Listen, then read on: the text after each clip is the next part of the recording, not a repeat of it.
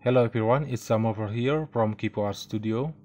So in order you can paste any clips without overwriting, select the clips you are going to copy, then press and hold your Alt key and drag them into a position where you want to paste them.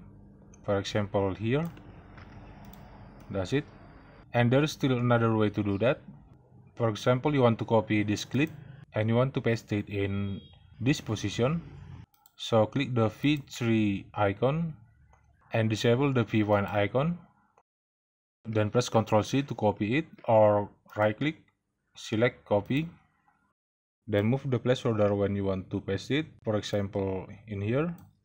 Then press Ctrl V. That's it. Thanks for watching this video, and if you want more tutorials like this, hit the subscribe button and see you around.